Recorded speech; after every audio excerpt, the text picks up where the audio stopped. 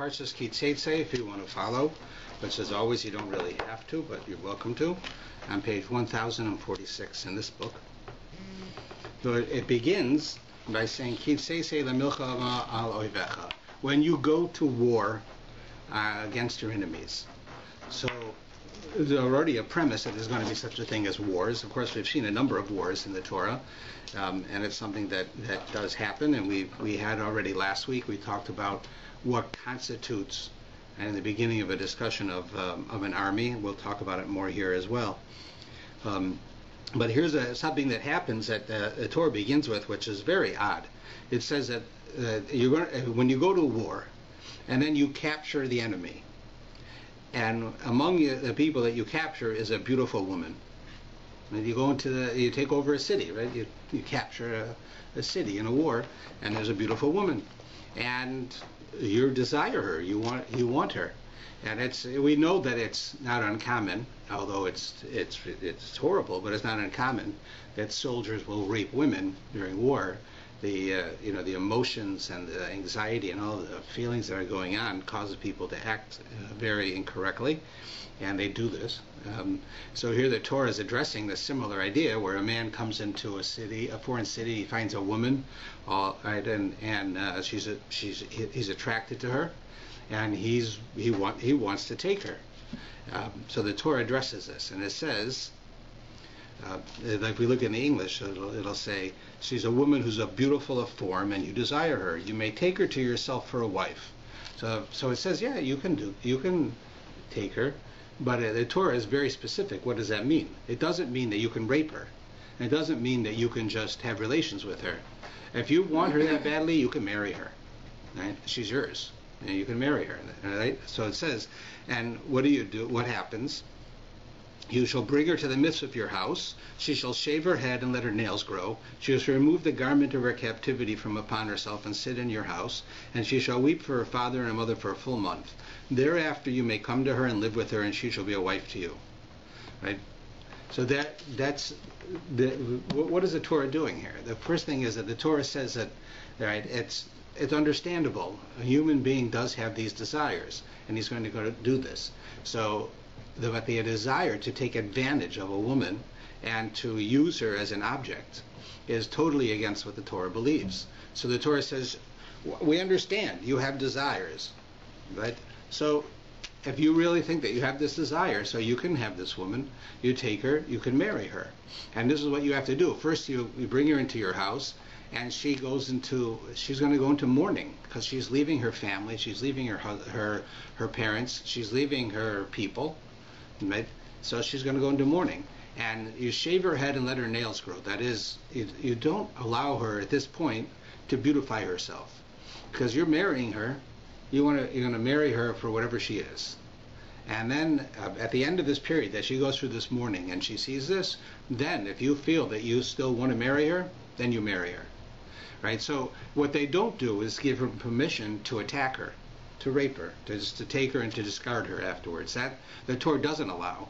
But it does allow this, and even this seems to be, on the one hand, it might be real. If we look at how the world is, it might be what really happens in the world, but it doesn't seem to be what we would think God would want of us. If God would say to us, you go to war, you go to war. But if you're going to be at war and you find a woman, right, you have to take care of her. You have to make sure she's okay. You don't attack her. You don't take her away. You don't take her home.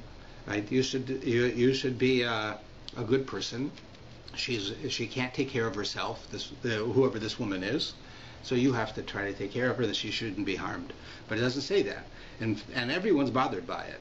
And Rashi, who always gives us a very clear and simple explanation for things that are odd in the Torah, tells us here, when you go out to war, a person goes out to fight, right? And it says, and you find this woman. So if you look in Rashi, the fourth Rashi, it says, you take her as a woman. Lo dibra Torah ala keneged yetzer hara. The Torah only speaks in relation to the Yetzer Hara.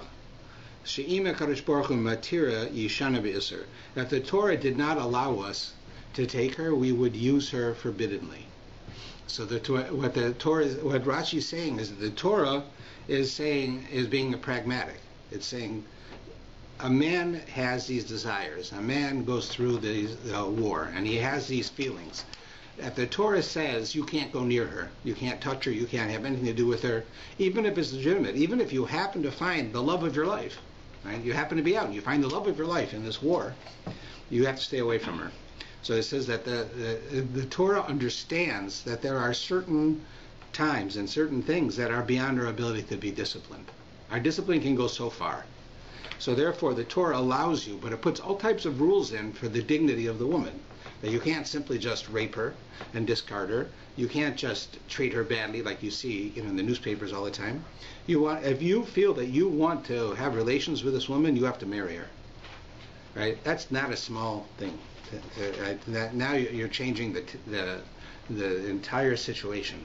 Right? And so the Torah says, well, because you have a Yetzer Hara, you have an inclination inside you to do the wrong thing, we're going to allow you to do this, but with these restrictions. So for most of the people, of course, then I wouldn't do it. They have to take the woman into their house, and she has to live there. You imagine the guy goes out to war, and he brings home an enemy, and he has to, and brings him to his parents' house, and introduces him to his mother and father. I mean, the woman can't even speak the same language. She can't. All she is beautiful. The mother's going to say, like, that's what I raised you to be, a guy like this. It takes women that you can't even have a relationship with. You can't talk to her. Like, that's what we want from you. So of course it's not. The Torah is making it very difficult. But you have to ask why. Why would the Torah do this?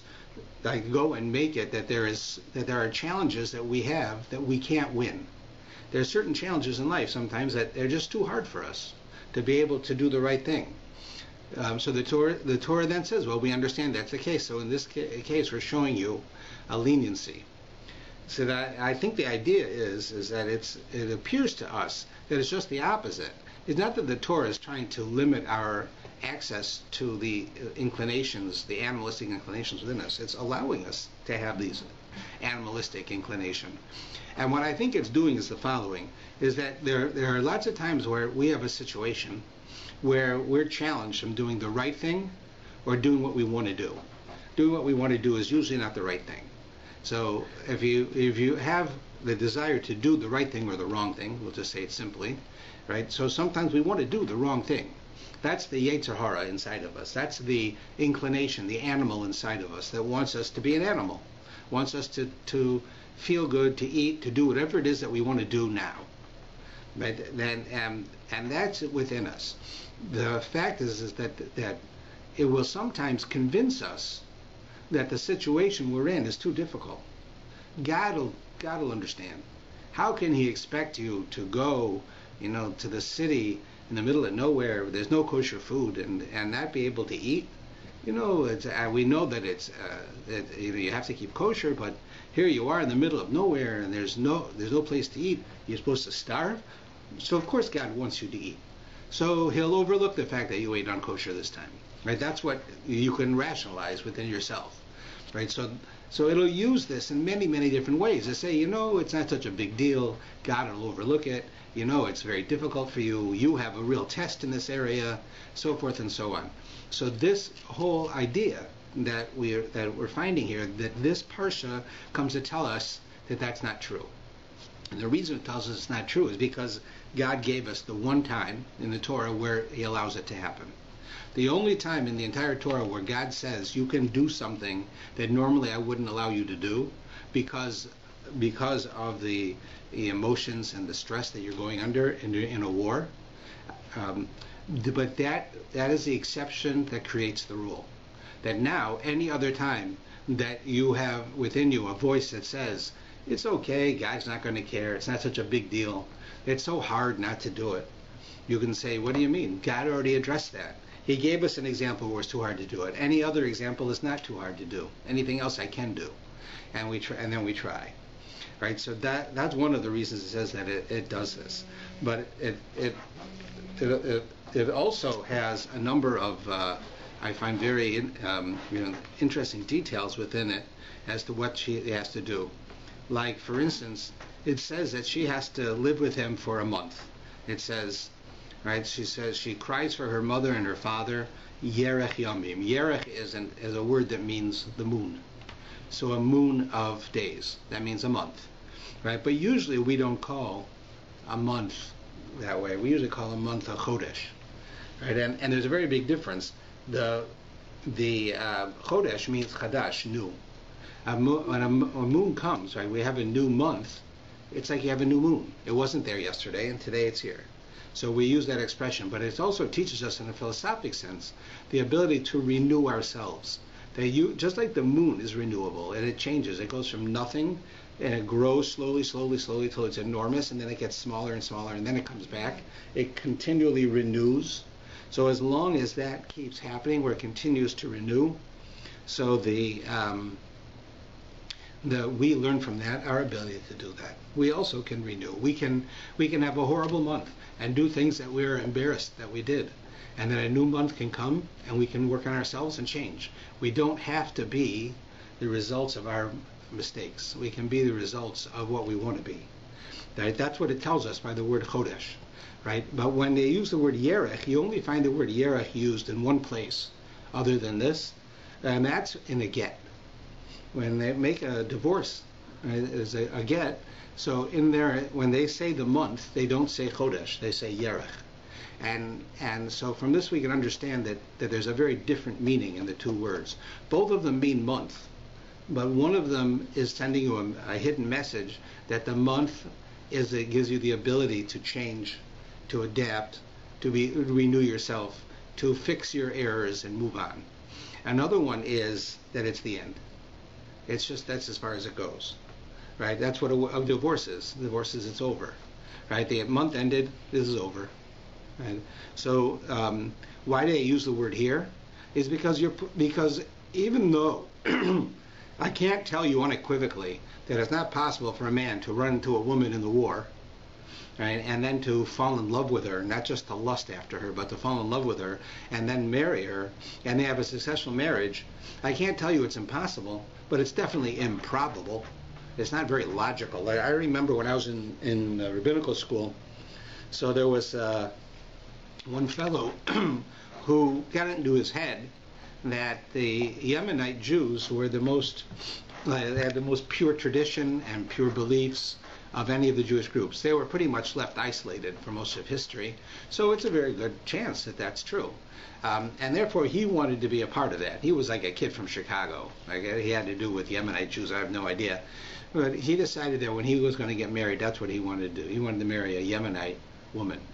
So he dated, and he ended up marrying a Yemenite woman, but he couldn't talk to her because she was born and raised in Israel from a Yemenite family who were very traditional Yemenites, and she couldn't speak English and didn't understand anything about the West, and he couldn't speak Hebrew and certainly didn't understand about what it's like to grow up in a family that comes from an Arab country, right? A very, very different culture, right? So they wanted to get married, and they got married, and I don't think the marriage lasted 2 years because they couldn't communicate. Right? It's very hard to be able to express your feelings and to really get into the essence of who you are, right? To get to know another person and get to bond with them and not be able to speak with them really fluently.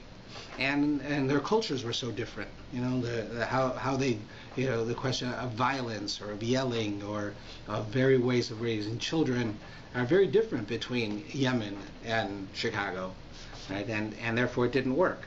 That's what it's telling you here, that even though I can't tell you that unequivocally it's not possible to work, it could work, but chances are it's not. You're putting yourself in a situation where there's a better chance you're going to get divorced than you're going to stay married if you go and you marry this woman. So the Torah allows you to do it, but the Torah doesn't advise you to do it. The Torah instead says, just go away from her. Like you want to help her so she shouldn't get hurt, that's fine. But don't think that you can rape her, and we're strongly suggesting that you shouldn't marry her. But if you really feel you have to, then you can marry her, but you can't. But you certainly can't rape her. And that's one of the reasons that the Torah begins with this. Now, it goes into the next case immediately following this, beginning on verse 15. Excuse me. It says, if a man will have two wives, one beloved and one hated. So why it's told here, the commentaries say, is it's going to tell us a story. But how does a man have two wives? That's one beloved and one hated. Right, back then, of course, the Torah allows a man to have more than one wife. The rabbis forbade it. So later it wasn't allowed. Today it's not allowed. But back then it was. And a man has two wives. One's hated, one's loved. How do you have a wife that's hated? Because it's the first one. It's the one from the first paragraph. That's what it's referring to. It's referring now to a case where you have a woman who's got nothing in common with you. She was just beautiful. And in all the stress you had, you wanted to sleep with her, so you went and you did everything you had to do, and you married her, and now you hate her. Right? So you have two wives. One is beloved, one is hated. And they bear him sons, the beloved one and the hated one. So now you have two sons. Right? And the firstborn son is the hated one's. And it should be that on that day that he causes his sons to inherit whatever will be his. He cannot give the right of the firstborn to the son of the beloved one ahead of the son of the hated one. Right? The firstborn son, it comes from the hated wife. And the second son comes from the loved wife. He wants to say that I know the Torah says that the firstborn son gets twice as much as everyone else when they inherit. But I don't care for him.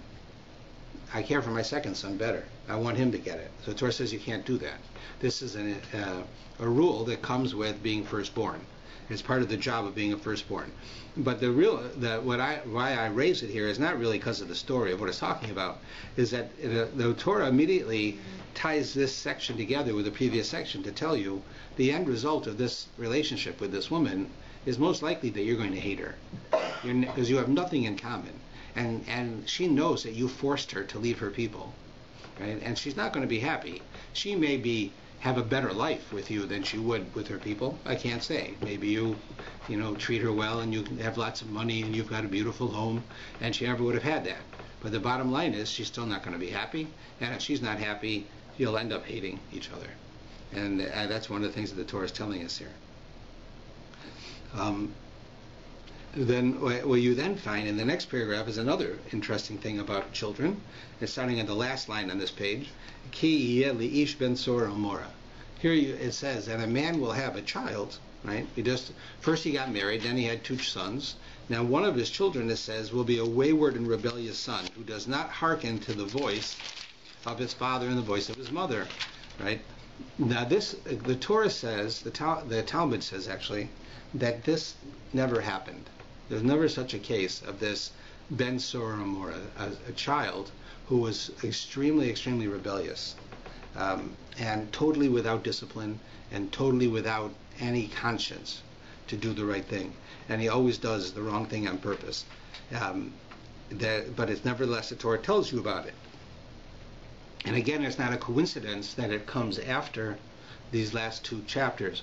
And one of the reasons, outside of the details of this story, that you could find that you have a child who acts like this is because your marriage was to a woman who you don't get along with, and then you tried raising this child, and of course it doesn't work. You're not going to be able to raise a child well with a partner who you don't get along with. It's just not going to work. The guy treats his wife like a second-class wife, and the kids see it. The kids aren't going to stand for that. That their mother should be treated poorly. My mother is as much a right of being your wife as anyone else, and therefore I have the same right. So you see that the situation could cause such a thing. But this case is very extreme, and it says that this child will eventually murder. In other words, he has no conscience. He starts out by being a drunkard. Like right away as a young man, he starts getting drunk all the time. He starts acting inappropriately. He doesn't listen to anybody. And they say it. They say to the elders of the city, this son of ours is wayward and rebellious. He does not hearken to our voice. He's a glutton and a drunkard. And all the men in the city, it says, will then punish him with stones. Now we have to understand what that means. But what it's telling you, the first thing is the Torah says that this never happened and it never will happen. You're never going to have a child who's so rebellious, who's going to act like this, that the Torah tells you that you should kill him because of what he's going to do. It's a very strange thing. Usually the Torah says you only kill a person if they've done something wrong, horribly wrong, and they went through all of the laws and the court system. If they go through the system and then in the end they should be killed, they should be killed. But that's because of what they did. This kid didn't do nothing. He will do something. And here it says the Torah understands that he's being judged on what he will become. And rather than letting him become a murderer, you stop him beforehand. Right? That's what it's saying. Now that's one of the reasons why the Talmud says that this has never happened and never will happen. It's really here to be academic, to teach you an idea.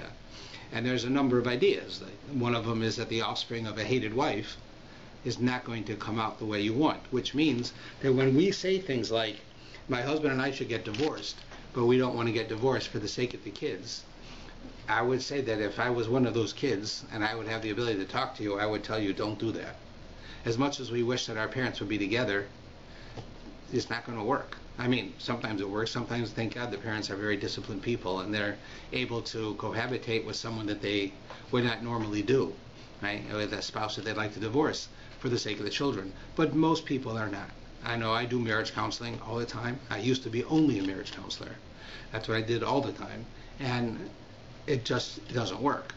People will too often use their kids as a weapon against the other spouse. But even if they're smart enough not to do that, right, not to do such a thing, still, a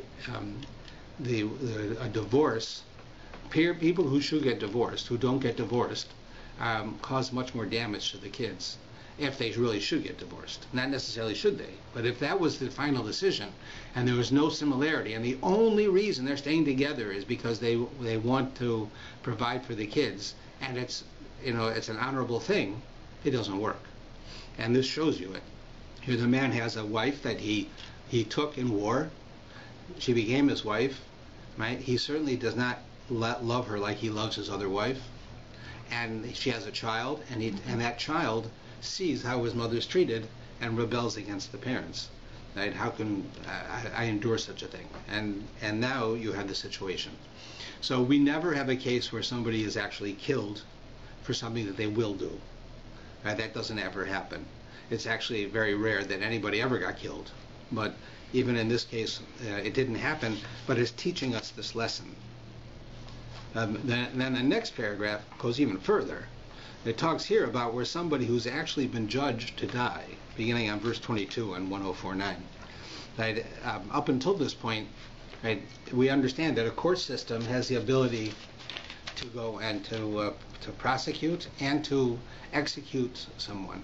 We have that ability. All right, a sovereign nation can do that, and the Jews have a Torah that tells us how to do it. But let's understand before we even get into it, a little bit of the idea of what does it mean when somebody gets convicted to be killed? Like, what is it telling us? So the first thing is that if we look in the Talmud, we see that the rabbis of the Talmud say that if one person is killed by the court in 70 years, that's considered a bloody court. And then Rabbi Akiva says, if I was the head of the court, nobody would ever be killed. So let's think about that. The Torah tells you that if a person, let's say, murders somebody, right? You murder somebody, and you had due process, and the person's convicted and put to death, or should be put to death. That's what Torah says. In other words, a person lost their right to live. That's what they did. They killed someone. They lost the right to live. And therefore the state, so to speak, or the nation, can put the person to death, or should put the person to death. And then Rabbi Akiva comes and says, no, I'd never do it. Well, the Torah tells you to do it. So, of course, the Torah doesn't say it's a mitzvah to kill somebody. You don't have to do it. But the Torah tells you this is the system. So first thing is, why is it that it seems that it's very difficult to do this? In Jewish law, it's very, very difficult to convict somebody of a crime where they'd be killed. It's extremely difficult. If you do it, so then and it happens once in 70 years, that's considered to be a bloody court. And then along comes this Rabbi Akiva who says he would never do it. Well, what do you mean you'd never do it? If you never do it, the world is going to become full of criminals, because people know that they're not going to be prosecuted, so they'll do it. People will do it. They'll think, I'm smarter than the police. I'm smarter than everyone else. I can kill somebody and take all their money, and there's nothing you can do to me about it, because Rabbi Akiva says he won't kill me. Right? So the idea is as follows. In Judaism, our whole concept of justice is different than it is in every other part of the world. Our concept of justice is that if you do a crime you got caught. God caught you. As soon as you did it, God caught you. And you will either be rewarded or punishment for what you do, no matter what. It's going to happen. Now, reward and punishment, like from God, is a much more serious thing than reward and punishment from people. Like, let's say I want to reward someone. So one form of reward is giving someone pleasure, make him feel good. So you can imagine, you can only feel so good, right? A person can only, like, let's say they feel good from people speaking nicely to them. They feel good by being secure and feeling that they're not lacking anything. You feel good by eating, feel good by relations. So let's say you do all of those at one time to someone. You say, oh, you're such a good person. We're going to make it that you have relations, you have the best food that you want to eat, you're going to be in a perfect environment, everything that you need is taken care of, right? We're going to do that for you. Right? That's what we tell a person, the perfect form of pleasure we're going to give you because you merited it, you're a terrific person. And so we're going to give them all of that pleasure. Or if a person goes and does something wrong, we say, okay, we're going to give you a punishment. In both cases, the pleasure and the punishment, there's only so much you can do. Like, a person can only feel so much pleasure at one time. Our body limits it, or the right word really is governs it. It's like a governor on our body. You can only feel so much pleasure, and then you don't feel any more pleasure. You can only feel so much pain, and then you die. Someone can't torture you to a point that's everlasting. At a certain point, the torture will kill you. Right? That's why if a person is a torturer, they have to know how far they can go. Otherwise, they're destroying what they're trying to do. They're trying to get you to tell them information, so they torture you to get the information. If they torture you to the point where you're dead, well, you can't give them the information. Right? And that's a logical result of torture, is death, because your body can only take so much. Just like your body can only take so much pleasure, it can only take so much pain. Right? Our bodies govern that. Our bodies only allow so much. Right? Because we're physical world, only so much. But what if we didn't have bodies and we were spiritual? And then if I would come to you and say, in the spiritual world, I'm going to give you spiritual pleasure and spiritual pain, nothing stops it. In other words, I could give you pleasure way beyond your imagination in the world to come, when it's spiritual pleasure, when you're not limited by your body. I can give you much more pleasure. I could also give you much more pain, because you can't die, you're already dead. I'm giving you spiritual pain. And that's much worse than the physical pain, because physical pain can only go so far. Then you die. Here, that's not the case. And therefore, when a person, let's say, does something wrong here in this world, we say, he's been caught. He stole money, he's been caught. Period. He got caught. Now, I don't mean that the police caught him or that I caught him. God caught him. He's caught. Now, if he's fortunate, if he's a fortunate person, he's going to be caught by us too, because then we can try him and we can punish him. And even if the punishment is death, it's better than him getting it in the world to come, because there the pain is much worse. Right? Just like the pleasure is much greater, the pain is much worse. So our whole idea of jurisprudence, of a court system, is different. Everyone else says, if a guy goes and he murders somebody, and he goes and they even arrest him and they take him to court, and the court can't convict him, he got away with it. That's the expression we say. He got away with it, right? In Judaism, you never get away with it. You got caught the moment you did it. You're even caught before you did it, because God knows what you're thinking.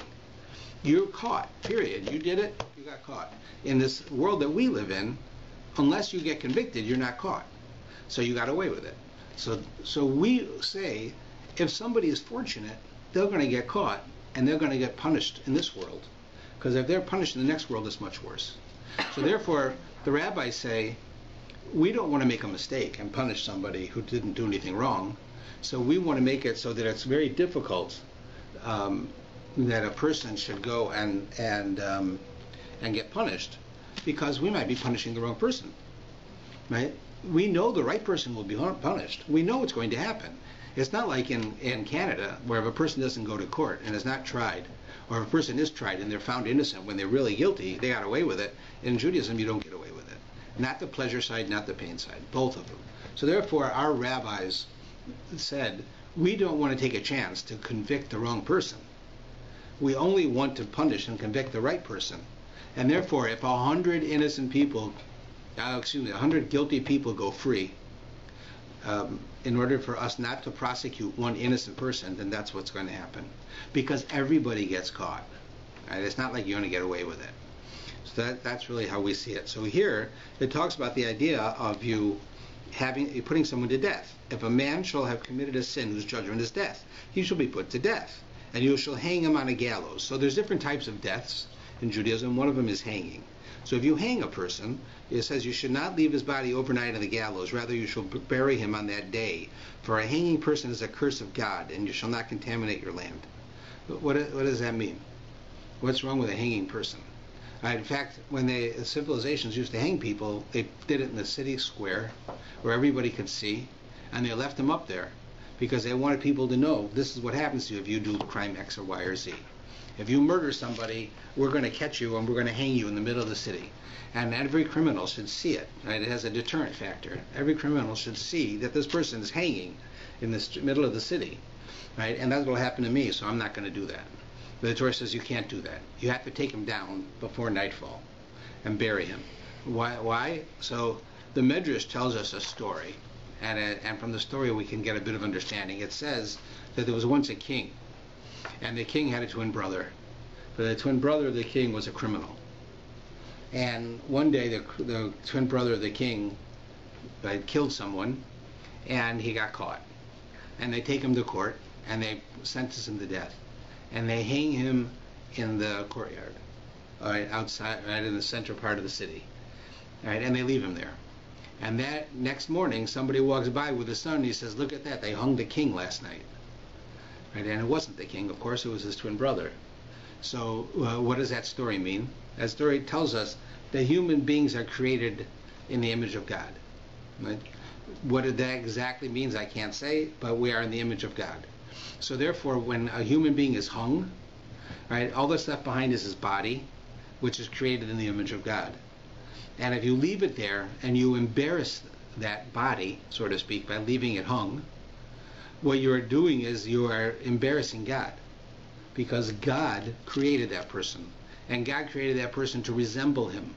So it's sort of like the king. When you go the next day and you say, "Look at that, they hung God last night." Right? You say they hung the king last night. It wasn't the king. It was the king's identical twin brother. It looks just like him, but it wasn't him. And it's not God that they're hanging. It's somebody who looks like God. God created us to have some type of appearance that makes us look like him. So, but the point being is that what does that really mean? What they're telling us that means is that human beings have an innate dignity, and no matter what that human being does, we who represent the people are not allowed to take away that dignity. Like it says, for instance, that a person, if they would hang a woman, it said they couldn't hang her when she was pregnant. It said, let's say a woman did something wrong, and then during the course of the trial, she gets pregnant. So it's not like they're saying it because the baby is a human, right? That's what we would think, because at that point the baby is still a part of the mother's body, and it's not independent of her. Let's say she's 3 months pregnant. So it says, why is it? Because the woman is created in the image of God, and when you hang her and she's pregnant, she'll abort, and it'll bleed all over her, and people will say it's disgusting, right? And they say, and they'll be saying that the image of God is disgusting, so you can't do that. You can hang her if she deserves to be hung, but you don't do it in a way like that. In other words, that there is an innate dignity. Now, if we say that a murderer has an innate dignity, we have to understand that everybody has this dignity, right? And if we go out of our way to literally lose the deterrent factor of being able to show people this is what happens to you if you murder, by hanging a person so people should see it, and leaving it there for a few days, we can't do that because of the dignity of a person. Then we need to realize that a regular, normal, everyday person that you meet has dignity also, and that we have to go out of our way to treat them with that dignity. But we can't put other things in front of it. Like there's a famous story with the Chafetz Chaim, but I've heard the story with many other rabbis. So the story is probably true. We just don't know with who. But they said that the story that the Chafetz Chaim used to travel. He wrote books, and it says that he would sell his books. He didn't have, like today we have distributors. Back then, you wrote a book, you sold it. So that's how he made money. He'd go from city to city, and he'd sell his book. Right? That's really the the idea behind it. Is he would always go to try to sell his books in all different cities, and he was. It says that he was traveling to a particular city. Let's see how it fits here. Oh yeah, and it was Friday night, and he gets invited to somebody's house. And of course, Chofetz Chaim was a famous rabbi of his time. Who wouldn't want to have him in their house, right? So you want to have him for Friday night dinner in your house, it makes you important, right? So a guy brings home, tells his wife, I got Chofetz Chaim coming for dinner. Let's make everything great, Friday night dinner. So he comes over on Friday night, and the table's set, and the Kiddush cups are on, everything's all ready. And the man comes to make Kiddush with the Chofetz Chaim and everybody, and he sees that the challah is not on the table. And you're supposed to have 2 challahs on the table covered when you make Kiddush. So he yells at his wife, like, what's wrong with you? Are you crazy? I told you the Chofetz Chaim's coming. We have to have everything perfect. And you leave the challah. Like, what, he thinks I'm an ignoramus. He thinks I don't know that I should put challah on the table when you make Kiddush? Of course you know, I know that. Right? And you didn't do it. You embarrassed me. So... Right, so the wife's now very embarrassed by the husband yelling at her in front of this great rabbi and all the people at the table. So that after they make Kiddush, so the man says, okay, let's go in the other room, we can all wash our hands. So everybody gets up to go, and the Chofetz Chaim is sitting at the table. So the host stays with him, and the Chofetz Chaim says that, I just want to ask you a question.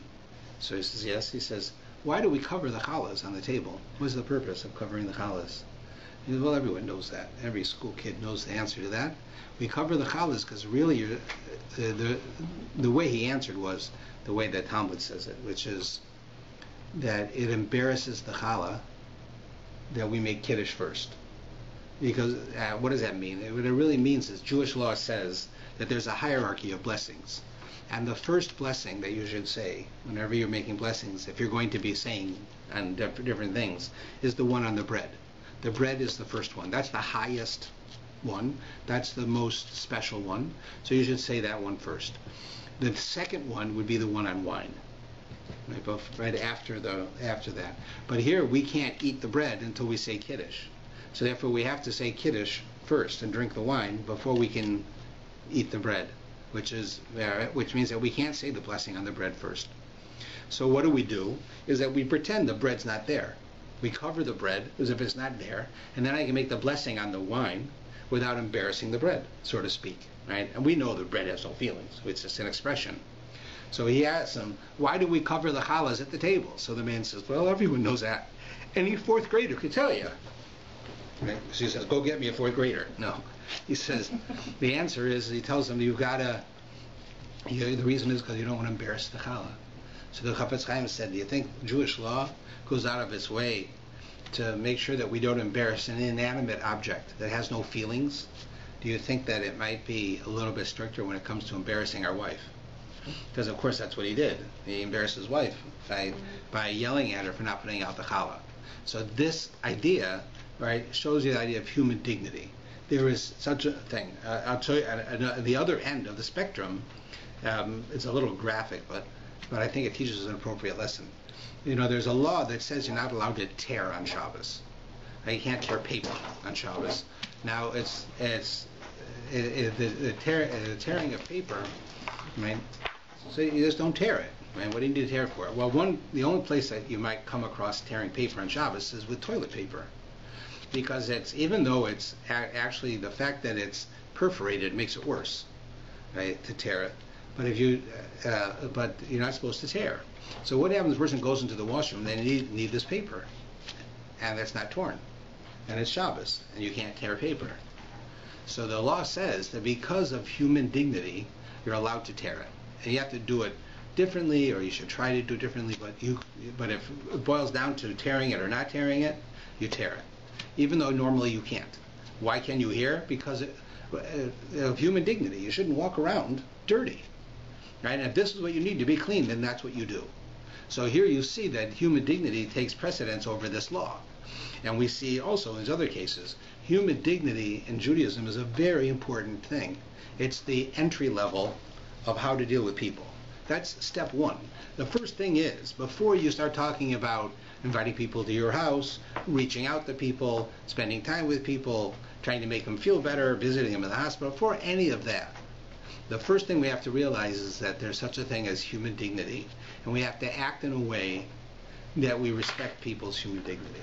That's extremely important. We have to show that, because that's really, that if you don't do that, you'll get nowhere. Try going, like I always have this problem when I go visit people in the hospital, because depending on what's wrong, very often it's not dignified for me to come. For them, not for me. I mean, for me it's not either, but I'm not worried about me. I'm worried about them. So, like for instance, it says that if you're going to see someone, especially if it's the opposite gender, and they had a stomach problem, where chances are there'll be bad smells, they'll be embarrassed if you come. So it says that you still have a mitzvah to go visit them. So it says you should come to the doorway and don't go in the room, right? Because you'll see from their expression if you should come in or not. Go to the doorway and greet them from the doorway. And what if you go and the woman's not dressed properly, right? She'll be embarrassed by the fact that she's a doctor comes in, he doesn't want to have to take off 10 layers of clothes. So people aren't dressed like they usually are, but they're usually covered. But let's say whatever reason it is, you walk into a hospital room and she's not covered, which is probably pretty common, right? Not that she's not modest, it's that she's in a situation. So you have to be careful because of human dignity, right? These ideas are very important. They push off other things that we're supposed to do in order that we should have that dignity. So the Torah tells us here, you do not hang a person, right, overnight. And it says the reason is for hanging a person is a curse of God. It's not how's it a curse of God? Because man is created in God's image. And when you hang a man, you take away his dignity. And that's like taking away the dignity of God, because God looks like, which is like the brother of the king. Okay, the next one is also very interesting, I find.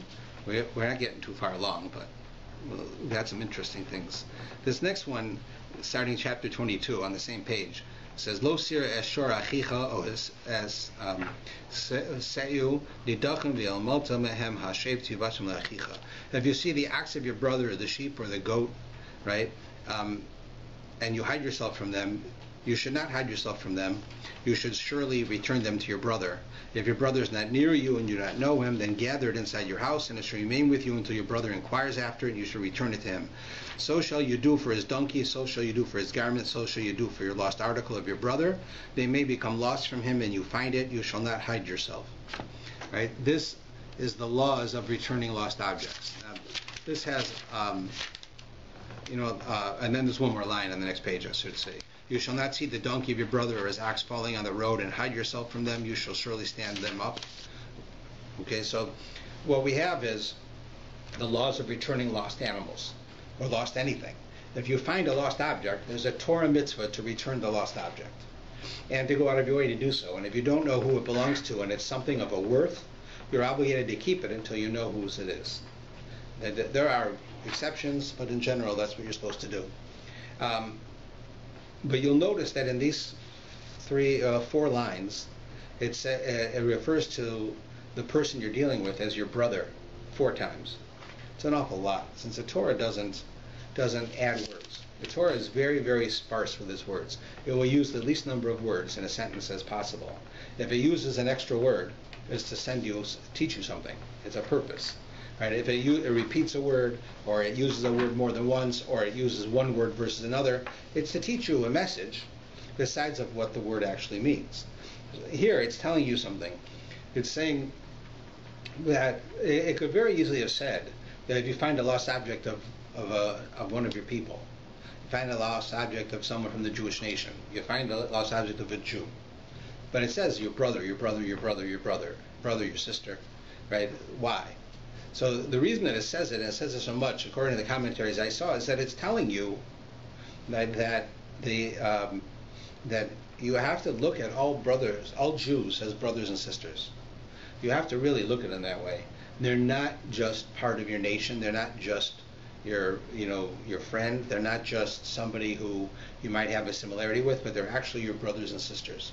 And you have to treat them in that way. And if it was your brother or sister and you found your brother, let's say your brother's watch, you'd certainly take it and return it.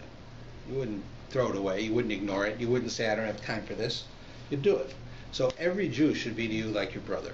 This is just an example of it. But they're telling you this in the big picture. Every Jew should be to you like your brother. And it's an important point that man or woman, brother and sister, that we have a relationship that goes beyond simply being of the same people. In fact, I would venture to guess that if you would take and I'm not picking on any nationality here, I can just pick anyone you can say you want.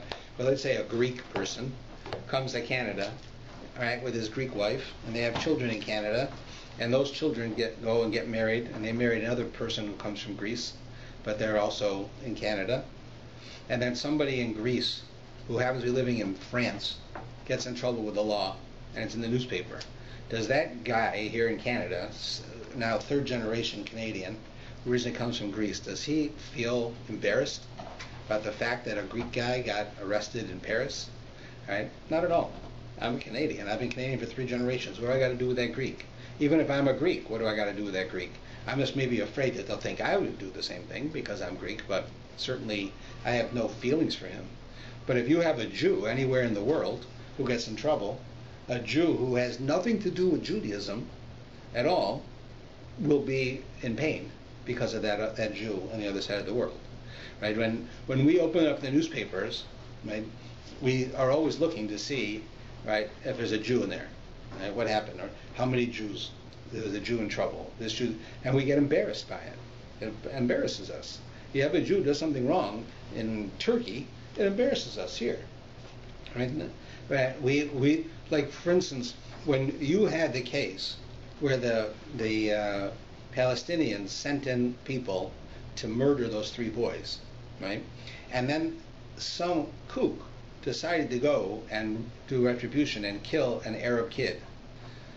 There's not a Jew I know who didn't feel like it's horrible what they did. It's terrible that the Jews acted, that we acted this way. How can we allow ourselves to act this way? And we actually many of us lost our ability to go and now fight for those 3 boys and say what you did was wrong because we just did the same thing. Right?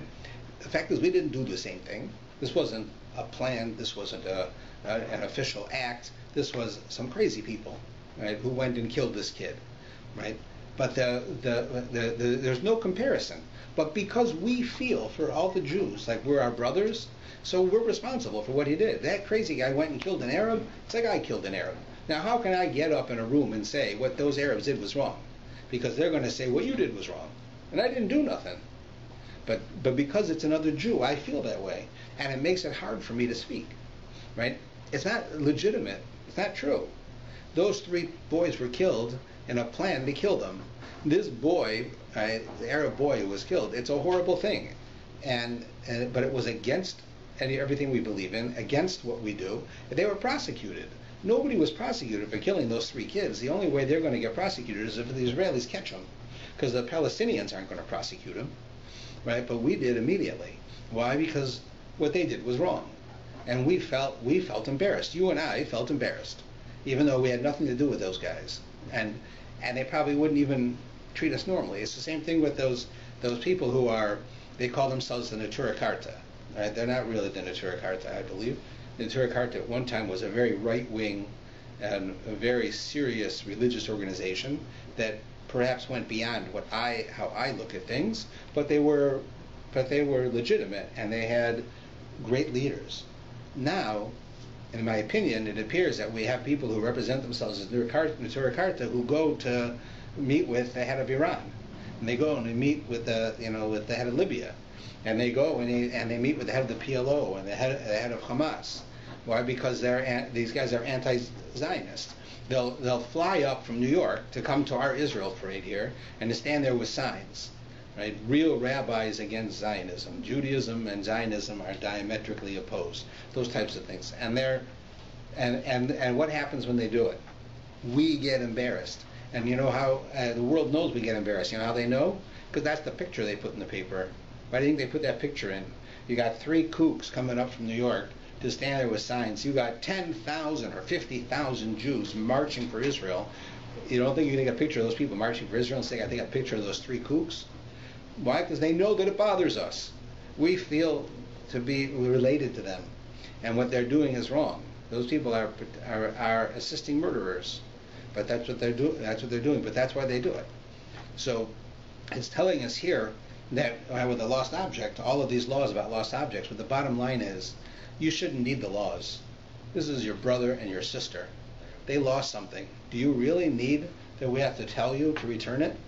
Well, for whatever reason we do. But the Torah is telling you that that's an important point, that you need to remember who you're dealing with. These are your brothers and sisters, and all Jews are brothers and sisters. And we can be different, and we can fight, and we can do all types of things, but you still see it. Right? I'll just tell you one story about it before we finish. There's a famous case that was probably the last real big blood libel in Europe. And the blood libel, it was well known. It was in the news, and it was really the last real big one. And one of the things that they found out when the case was going on, that they took it to Russian court, and they found out that the Russians had this lawyer who was going to come, and he wasn't simply going to attack this one fellow who they claimed killed Christian kids in order to make matzah out of their blood. They were going to attack Judaism. And so they went to, the lawyer was a Jew, and the law on our side, on the side of the man who was being accused, and he said that if that's the case, I need to get a rabbi to be able to answer some questions. So one of the questions that he answered was the following. It was a piece of Talmud. That when you read the piece of Talmud, it's a damning piece of Talmud. It says that the Jews are called human, but the nations of the world are not called human. That's what it says in the Talmud. That's at least how they translated it. And they said, if that's true, then you don't consider us as humans, and you can kill us. You can kill a cow. You can kill a Russian. Same thing. That's what you're saying. Only the Jews are called human. The nations of the world are not called human. So this lawyer said, they're going to ask me this question, and they're going to use it as an attack on Judaism and to convict him. So he had to get an answer. What does the Talmud really mean? They went to the Hasidic Rabbi, and they asked him, and he said the following. He said, with this whole story that I gave you, if you have a Jew anywhere in the world who gets in trouble, we feel for him. Right? You have a Jew, right, in a country somewhere, who gets himself arrested because of a blood libel. They say he was going to use the blood of Catholics to make matzah. I here in Toronto feel pain for him, and I send him money, and I pray for him, and I do things for him. Right? As I said before, if you were Greek, that wouldn't be true. Right? A couple of generations down the road, you don't feel it at all. You don't feel any kinship. You're not embarrassed by what Greeks do. It's got nothing to do with you. You're not a Greek anymore. Right? But we still are. He said, so when it says in the Talmud that only the Jews are called human, everyone else is not called human, that's a mistake. That's not what it says. It says only Jews are called Adam. Adam means human, but Adam also means Adam. Adam, that's the name of a person. Right? And who was he? He was the first human. And how did every human that came from Adam were related to him? You couldn't be a human and not come from Adam. It's not possible. You could be Jewish and not come from Abraham, but you can't be a human and not come from Adam. Right? All human beings came from Adam. So that means to Adam, everybody is his family. Everyone, black, white, Chinese, old, young, nice, not nice, they're all his kids. Because every human came from Adam. Right? They're all his kids. So Jews look at other Jews like Adam looks at people. All Jews are our relatives. Right? No matter how far away we are from them, how much we disagree with them, how much they might even dislike us. But we're still brothers and sisters. We're still one. Right? The other nations aren't like that. So now you read the Talmud. The Talmud says that it says only the Jewish people are called Adam. The rest of the world is not called Adam. Right? It doesn't mean only the Jews are called human. Everybody else is not human. It means all of the Jewish people are called Adam because we act like Adam. Adam had said, every human being is my child. So every other Jew is my brother and sister. I'm related to them. The rest of the nations of the world, we're not faulting you. You don't have to call If you're French, doesn't mean you're responsible for every Frenchman. And you don't feel that you are. It's okay, but it's a fact. You're not. So that's why you're not called Adam. But just virtue of explaining how he explained it shows you that this point is getting at. That it's very important for us to understand that Jews are all related. We're all interrelated. We're all brothers and sisters. And we have to treat each other that way. We have to act that way. Right? We have to make sure that what we do is done that way. It's the exact same reason why it says in the Torah that you can't charge interest for money. We've talked about it before. Like, what's wrong with charging interest for money? If I have 10 cars and you want to use one of my cars to do a business deal, I can make money on you renting my car. So how about if you need money? Why can't I make money on you renting you my money? I can do that. Why is it any different? The Torah says I can't. I can't do that to another Jew. So so the commentaries say the reason why is that if your brother came to you for a loan, your own brother came to you for a loan, would you charge him interest? Yeah, probably not, or unless there's some extraordinary reason, you wouldn't charge him interest. So the Jew who comes to you for a loan, you can't charge him interest. He's your brother. You wouldn't do that. So of course it's against Jewish law to charge interest to another Jew. But I can charge interest to a non-Jew because he's not my brother. Does that mean that the non-Jew's bad? No, he's just not my brother. He's not my brother, that's all. I have to treat him with dignity. I have to follow all of the laws with him. I have to be honest with him, but he's not my brother. So if he wants to borrow money, I'll lend him money, and I'll be reasonable. But he's got to pay interest. But my brother, I wouldn't charge my brother interest, and the non-Jew wouldn't charge his brother interest. This is in his case, he said his brother is literally his brother. In our case, the brother is anyone who's Jewish. Right? It's a very common thing. I had it happen one time with my mother many years ago. We were living in Boston, and she came when one of my kids was born. She came to the department store. She asked me to take her to the department store where she could buy a gift for one of the kids. So we go to this department store, and she goes and picks out what she wants, and she's waiting in line, and there's like 10 people in front of her, and as she's getting closer, she hears the woman behind the register talking, and the woman speaking with a German accent. And my mother's a German Jew, and probably the worst thing that you could be is a non-Jewish German to my mother. I mean, she would never treat anybody badly, but inside it really bothered her. She grew up there, and she went through the war, so she knows what it was like. So I can see as she's getting closer to her turn, her body language is changing, and she's getting very anxious and tense. Right? And when she's like 2 away, I decided I better go over there because she's not going to do anything, but she's ill at ease and it's bothering her. So I'll go stand with her. So I go to stand with her, and as I get right up there, the woman behind the register looks at me and she says, "Rabbi Rothman, I haven't seen you since Yom Kippur. How are you?" And suddenly you can see my mother's body language change from dealing with the most despised person to the best one. Because she went from being a German non-Jew to being a German Jew, and that's the best Jew. Right? That was the highest one for her. So she suddenly became like this woman was like the best thing in the world. So that woman could do no wrong. Why? Because she's her brother. Right? They're sisters. Right? Not only that, I mean, it's more evident because they were both German, but the fact that they were both Jewish. Because my mother saw she was German before, and when she was German before, she was the worst thing to be. She did not want to buy this gift from that woman. But when she saw that she was a German Jew, she would have given the woman the money without the gift. Like, she didn't care. This was the best person. And that feeling we have with other Jews. We can't have a feeling to despise non-Jews. Like, that's not true. That's not good. In my mother's case, she went through a war. You try telling that to somebody, it's not possible. Probably you shouldn't even do it. But to have a special affection for Jews is perfectly legitimate, and that's what the Torah is talking about here.